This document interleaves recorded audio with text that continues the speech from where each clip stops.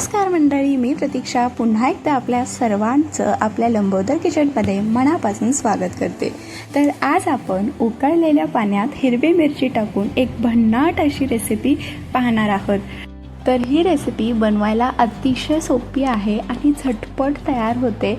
तर चला तर मग आता वेळ न घालवता आजच्या व्हिडिओला सुरुवात करूया। पण त्याआधी तुम्ही अजूनही लंबोदर किचनला सबस्क्राईब केलेलं नसेल तर नक्कीच चॅनलला सबस्क्राईब करा आणि व्हिडिओ आवडला असेल तर नक्कीच लाईक करा। तर त्यासाठी इथे मी 100 ग्रॅम इतक्या हिरव्या मिरच्या घेतल्या। तर या तिखट मिरच्या आहेत। तुम्हाला जर तिखट मिरच्या वापरायच्या नसतील तर तुम्ही पोपटी रंगाच्या ज्या मिरच्या असतात ना त्यासुद्धा घेऊ शकता। तर इथे मी आधीच पाणी उकळण्यासाठी ठेवलेलं, यामध्ये आपल्याला या मिरच्या घालायच्या आहेत आणि अगदी मध्यम आचेवरती या मिरच्या आपल्याला शिजवून घ्यायच्या आहेत। तर ही रेसिपी बनवायला अतिशय सोपी आहे, झटपट तयार होते आणि यामुळे तोंडाची चव देखील नक्कीच वाढते। तर इथे बघा 2 ते 3 मिनिटं मी उकळून घेतलेले आहेत। आता यावरती झाकण ठेवून आपण 2 ते 3 मिनिटं शिजवून घ्यायचे आहेत। तर आता यावरती मी झाकण ठेवलेले आहे, गॅस अगदी मध्यम ठेवायचा। तर आता इथे 2 ते 3 मिनिटं झालेली आहेत आणि तुम्ही बघू शकता मिरच्या ज्या आहेत त्या पहिल्यापेक्षा थोड्याशा फुगलेल्या दिसत आहेत, पण अजून ह्या पूर्णपणे शिजलेल्या नाहीत। म्हणून आता हे पुन्हा एकदा हलवून घ्यायचं आणि पुन्हा एकदा यावरती ताट ठेवून आणखीन एक 2 ते 3 मिनिटं आपल्याला या मिरच्या मध्यम आचेवरतीच शिजवून घ्यायच्यात, म्हणजे अगदी छान आतपर्यंत मिरच्या या शिजल्या जातात।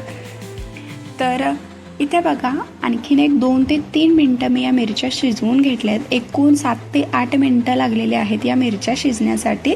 तर आता तुम्ही हे बघू शकता मिरच्या ज्या आहेत त्या पूर्णपणे चपट्या झालेल्या आहेत, म्हणजेच आतपर्यंत छान अशा या शिजल्या गेल्यात। हलकासा याचा रंग देखील बदलला गेला। तर आता गॅस बंद करायचा आहे आणि ही जी कढई आहे ते आपल्याला खाली उतरवून घ्यायची आहे। अगदी मस्त ही मिरची शिजली गेले। तर इथे मी कढई खाली उतरून घेतले। आता यामधल्या ज्या मिरच्या आहेत त्या आपल्याला बाहेर काढून घ्यायच्या आहेत। यामधलं सगळं पाणी आपल्याला निथळून घ्यायचं आहे। तर ही जी मिरची आहे ती आपण देठासकट शिजवले, त्यामुळे आतपर्यंत जास्त पाणी जात नाही आणि मिरची देखील अगदी कमी तिखट होते, म्हणजेच खाताना जास्त तिखट लागणार नाही। तर इथे मी सगळ्या मिरच्या काढून घेतल्यात। या ताटामध्ये थोड्याशा पसरवून घ्यायच्या आणि आता आपल्याला ह्या ज्या मिरच्या आहेत त्या पूर्णपणे गार करून घ्यायच्यात आणि मगच आपण दुसरी तयारी करणार आहोत। तर इथे बघा या मिरच्या पूर्णपणे गार झालेल्या आहेत। आता आपल्याला काय करायचं आहे, अगदी अशा पद्धतीने एक 4 ते 5 हिरव्या मिरच्या जुळवून घ्यायच्या आणि हे आपल्याला कट करून घ्यायचे आहेत। अगदी मधोमध या मिरच्या आपल्याला कट करून घ्यायच्या आहेत। तर हे बघा अशा पद्धतीने मी याचे एका मिरचीचे 2 भाग करून घेतलेत। जर तुम्ही आपल्या या चॅनेलवरती नवीन आला असाल आणि अजूनही तुम्ही चॅनेलला सबस्क्राईब केलं नसेल तर चॅनेलला सबस्क्राईब करा आणि व्हिडिओ आवडला तर नक्कीच लाईक करा। तर इथे मी सगळ्या मिरच्या कट करून घेतल्यात। आता आपण यासाठी एक फोडणी तयार करून घेऊया। तर त्यासाठी एका कढईमध्ये आपल्याला अगदी एक छोटा चमचा तेल घालायचं आहे। तेल अजिबात जास्त घालण्याची गरज नाही, फक्त एक छोटा चमचा पुरेसा आहे। तेल चांगलं गरम झालं की यामध्ये अर्धा चमचा जिरे घालू। जिरे चांगले फुलू द्यायचे, म्हणजे त्याचा फ्लेवर मस्त लागतो। त्याचबरोबर अगदी 5 ते 7 मी यामध्ये लसणाच्या पाकळ्या घालते आणि आता हा जो लसूण आहे तो आपल्याला मंद आचेवरती हलकासा सोनेरी रंग येईपर्यंत परतवून घ्यायचा आहे। तर इथे बघा अगदी 1 ते 1.5 मिनिटामध्येच लसूण छान असा परतला गेलाय। तर आता आपल्याला काय करायचं आहे, हा जो लसूण आहे तो अशा पद्धतीने बत्त्याने प्रेस करून घ्यायचा आहे। जर तुमच्याकडे अशा पद्धतीचा बत्ता नसेल तर पेल्याने किंवा वाटीने सुद्धा प्रेस करून घेऊ शकता।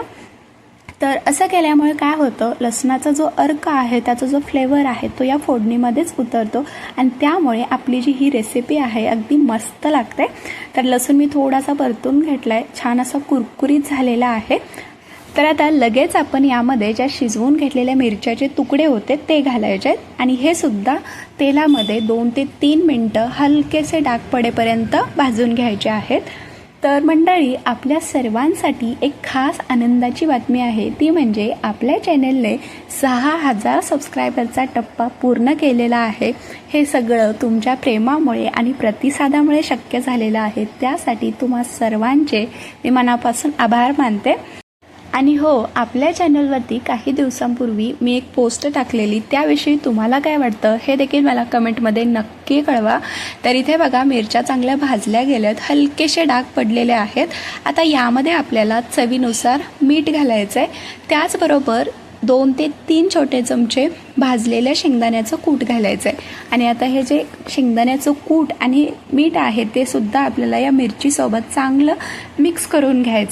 तर मंडळी, आज आपण बनवलेली आहे मिरचीची भाजी, किंवा तुम्ही याला मिरचीचा ठेचासुद्धा म्हणू शकता, किंवा तुमच्या भागामध्ये याला काय म्हणतात हे मला कमेंटमध्ये नक्की सांगा. तर इथे आपली ही मिरचीची भाजी तयार झालेली आहे. यावरती तुम्ही सगळ्यात शेवटी लिंबाचा रस जरी पिळला ना तर अगदी चटपटीत अशी ही मिरचीची भाजी लागते. तर आता ही मिरचीची जी भाजी आहे किंवा ठेचा आहे तो आपण एका प्लेटमध्ये सर्व करूया.